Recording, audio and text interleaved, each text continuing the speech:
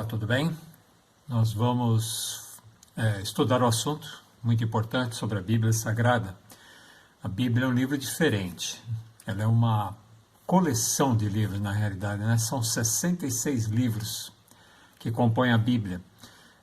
Foi escrita por cerca de 40 autores num período de aproximadamente 1.600 anos. Não foi um contando para o outro, né? Tem uma distância muito grande entre um livro e outro livro, entre um autor e outro autor, né?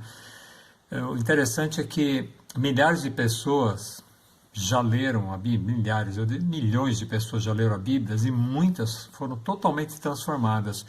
Pessoas que eram ébrios se tornaram sóbrios, pessoas que eram criminosos se tornaram bons cidadãos, né? Ladrões se tornaram honestos, prostitutas, né? Adúlteros se tornaram puros. Então a Bíblia tem um poder muito grande de transformar as pessoas. Não é para a gente fazer uma leitura qualquer, né? Uma leitura superficial, é um livro para ser estudado, né? A gente poderia fazer algumas perguntas. O que torna a Bíblia um livro tão especial? O que ela tem de especial, né? De onde vem o seu poder? Que valor tem ela para o homem atual? Então nós vamos, nesse estudo que vamos fazer hoje, nós vamos tentar responder a essas perguntas.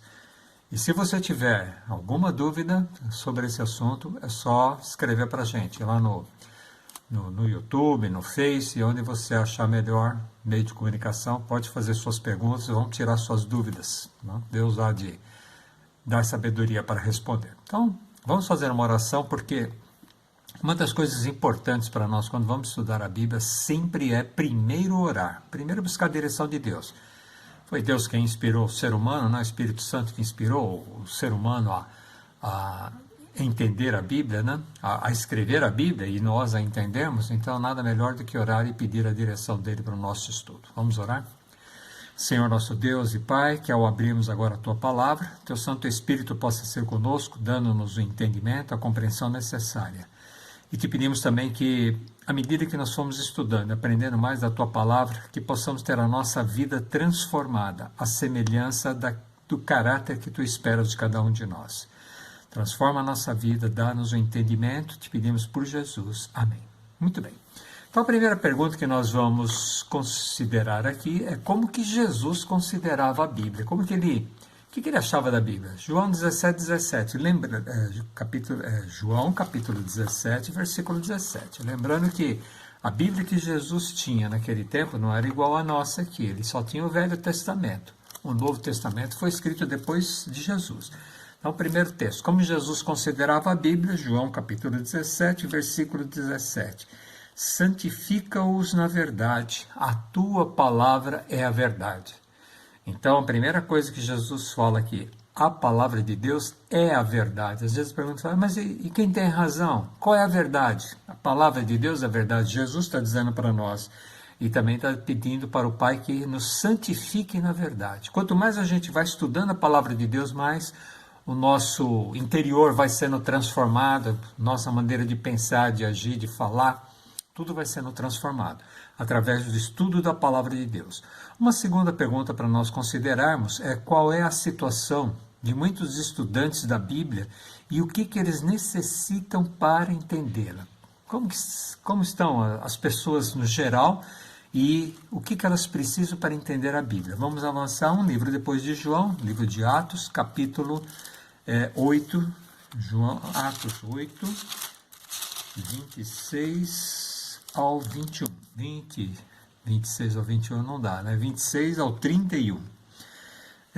Aqui fala sobre Filipe, a experiência de Filipe e eunuco. Filipe era um dos discípulos, na realidade ele foi escolhido para ser diácono da igreja, né? E depois, com a perseguição que ocorreu em Jerusalém, eles fugiram de Jerusalém e por onde passava eles iam pregando a palavra de Deus. E numa determinada ocasião aconteceu esse encontro de Filipe com o eunuco. Um anjo do Senhor falou a Filipe, dizendo, dispõe-te e vai para o lado do sul, no caminho que desce de Jerusalém a Gaza, e que este se acha deserto. E ele se levantou e foi, não discutiu. O anjo falou, ele foi.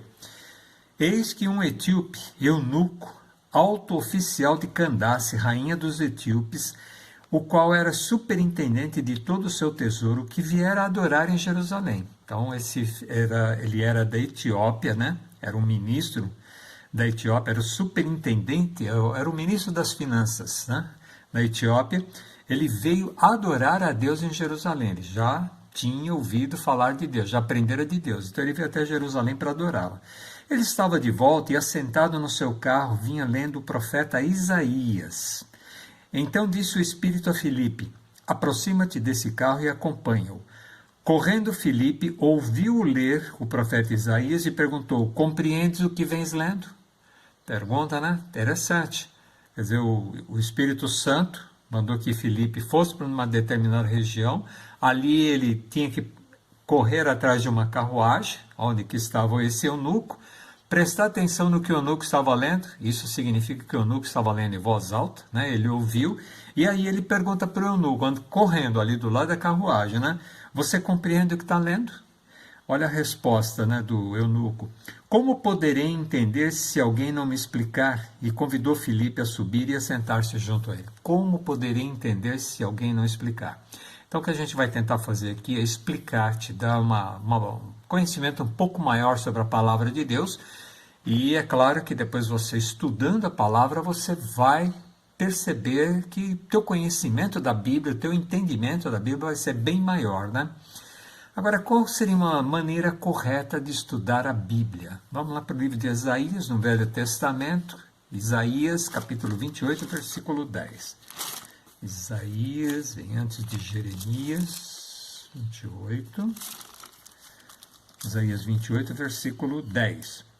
Porque é preceito sobre preceito, preceito e mais preceito, regra sobre regra, regra e mais regra, um pouco aqui, um pouco ali.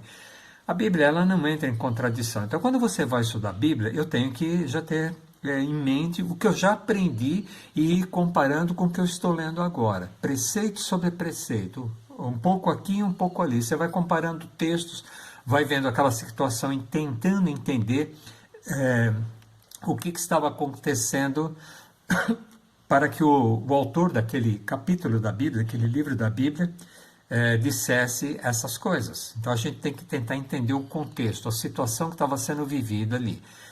Outra pergunta importante para nós: que benefício recebe o estudante das Escrituras? Sim, tudo bem, estou estudando as Escrituras. Qual é o benefício para mim? Vamos voltar lá para João. João 5, versículo 39. João, capítulo 5, versículo 39. Examinai as Escrituras, porque julgais ter nela a vida eterna, e são elas mesmas que testificam de mim. Então, as Escrituras, elas testificam de Jesus, elas falam de Jesus, elas nos ensinam a respeito de Jesus. E também a outra coisa que a gente entendeu aqui é de que ela, ao estudar a palavra de Deus, nós vamos conhecer mais sobre a salvação, sobre a vida eterna, porque julgais ter nela a vida eterna. A Bíblia nos mostra o caminho para a vida eterna. Que outro benefício prático nós temos ao examinar a Bíblia? João 16, 13. Então, estamos no livro de João, capítulo 16, versículo 13. 16, 13 diz assim: quando vier, porém, o Espírito da verdade, o Espírito Santo, né? Ele vos guiará a toda a verdade, porque não falará por si mesmo, mas dirá tudo o que tiver ouvido e vos anunciará as coisas que hão de vir. Até o livro do Apocalipse ele vai elucidar para a gente, vai explicar. Então é um trabalho do Espírito Santo. Quando ele vier, e ele já veio, né? Quando Cristo ressuscitou e foi para os céus, depois nós vamos estudar sobre esse assunto. O Consolador, o outro Consolador, que Jesus já é um Consolador, que estava aqui conosco, com o povo daquela época, né? Então ele foi para junto do Pai e mandou o Espírito Santo, o outro Consolador, para vir, para nos ensinar, para nos guiar a toda a verdade. Por isso que quando a gente estuda, a gente vai estudar a Bíblia, primeiro a gente ora pedindo a direção do Espírito Santo. E ele vai nos guiar a toda a verdade. E ele não fala por si mesmo. Ele vai dizer tudo que tiver ouvido e vos anunciará as coisas que hão de vir. Então o Espírito Santo tem muita coisa para ensinar para a gente. Principalmente, ou inclusive sobre o futuro, sobre o livro de Apocalipse, sobre o livro de Daniel também tem profecias apocalípticas, né? Então nós podemos entender melhor esses ensinamentos através da orientação do Espírito Santo. Olha, vamos voltar um pouquinho aqui no capítulo 8, do mesmo livro de João, 8:32. E conhecereis a verdade, e a verdade vos libertará. Do quê? Lembra da introdução? Aqueles que bebem vão conseguir largar a bebida, cigarro, a jogatina, a prostituição, vão deixar de ser ladrões, vão deixar de ser hipócritas. A Bíblia vai transformando as pessoas. Quanto mais a gente vai conhecendo a palavra de Deus, mais transformações ocorrem na nossa vida. Agora, quem dirigiu os profetas ao escrever a Bíblia? Lá em 2 de Pedro, lá pertinho do Apocalipse, no finalzinho da Bíblia, 2 de Pedro, capítulo 1, versículo 21. 2 de Pedro, capítulo 1, versículo 21. Porque nunca jamais qualquer profecia foi dada por vontade humana. Olha, guarda bem, nada por vontade humana. Entretanto, homens santos falaram da parte de Deus, movidos pelo Espírito Santo. Então não foram pessoas, eu vou escrever alguma coisa aqui da Bíblia, não sei o quê, vou formar a Bíblia. Não foi assim. Eles foram inspirados e movidos pelo Espírito Santo. O Espírito Santo é que fez esse trabalho com esses cerca de 40 autores da Bíblia, né? O Espírito Santo trabalhou com cada um deles, dando-lhes entendimento, dando-lhes sabedoria. Ele não ditava as palavras, ele inspirava as pessoas através de sonhos, através de visões. Pode ser até que tenha algum texto que o Espírito Santo falou esse discípulo, esse profeta escreveu, né? Mas no geral foi por inspiração, foi por sonhos e visões, né?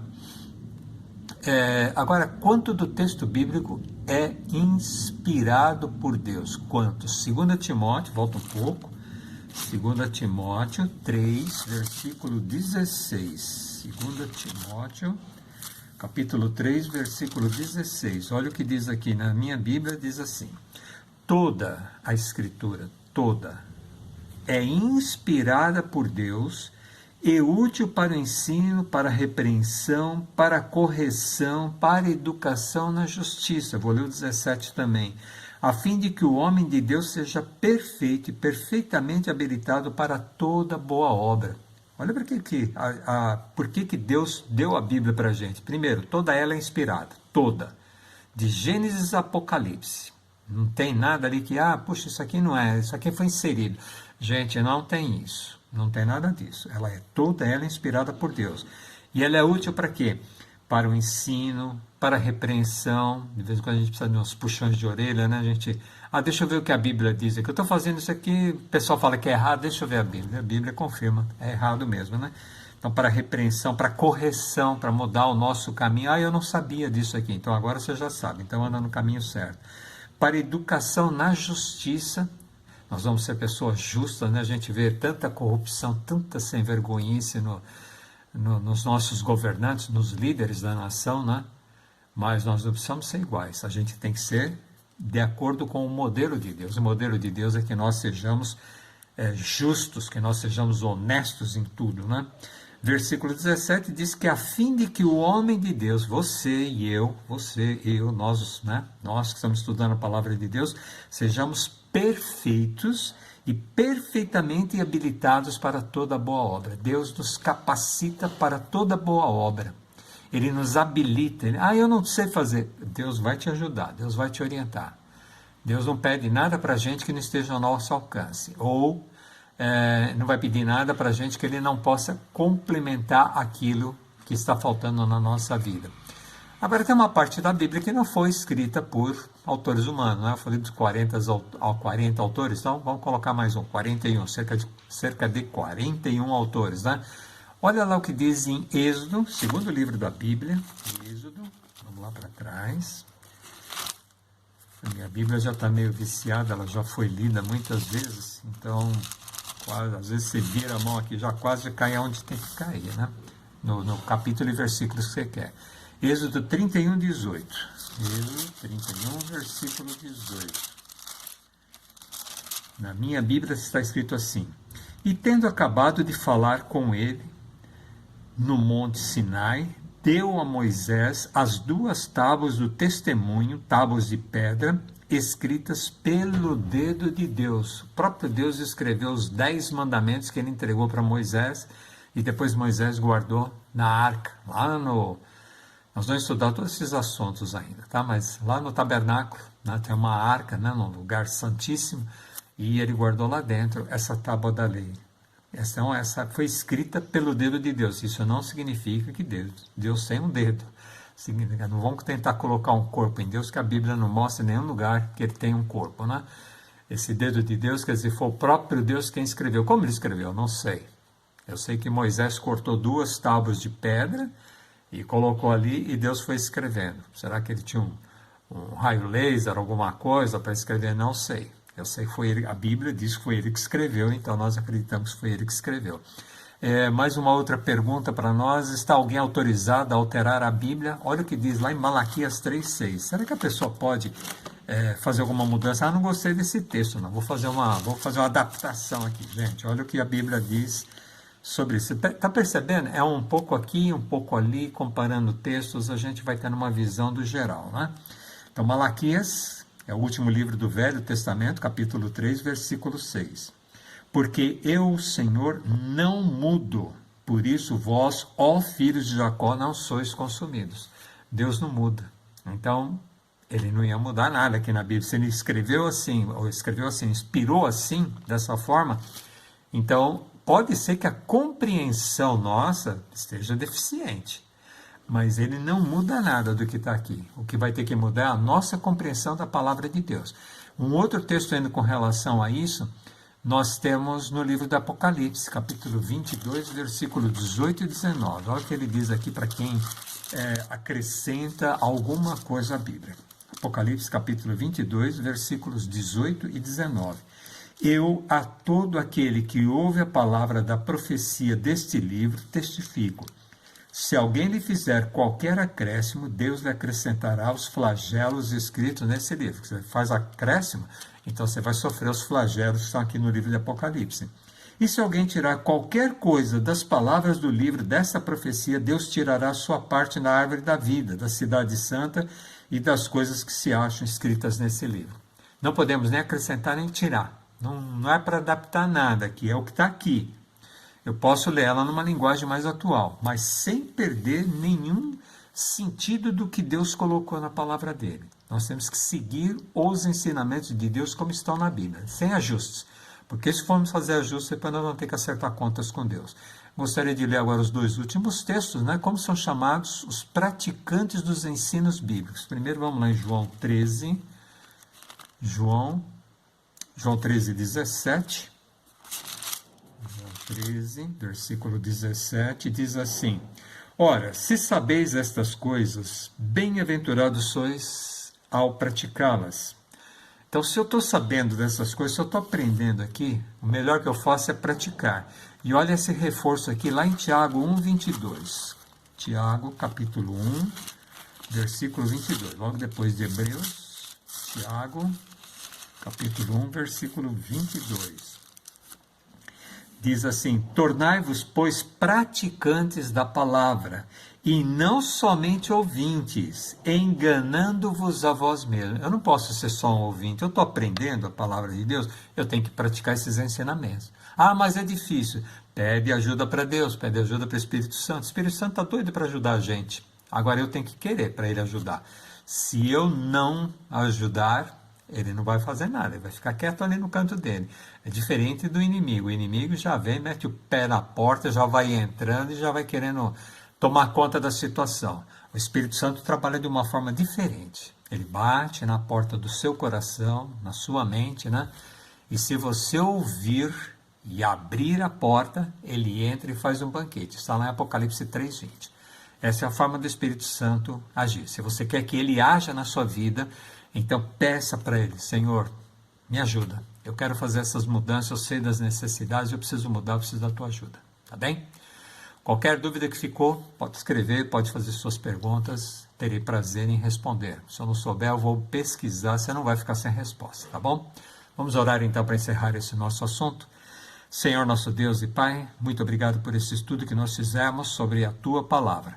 Te pedimos que nos ajude, nos dê ânimo, disposição, sabedoria para sermos persistentes e a cada dia estudarmos pelo menos um capítulo da Bíblia. Não uma leitura superficial, mas procurando entender mesmo. E te pedimos a tua ajuda para que esses ensinamentos fiquem gravados na nossa mente, no nosso coração, e que também nós tenhamos ânimo e disposição para fazer as mudanças necessárias de acordo com a tua santa e bendita palavra. Fica conosco, dá-nos a tua paz, a tua direção, te pedimos por Jesus. Amém. Muito obrigado a todos vocês que participaram com a gente desse estudo e até o próximo estudo.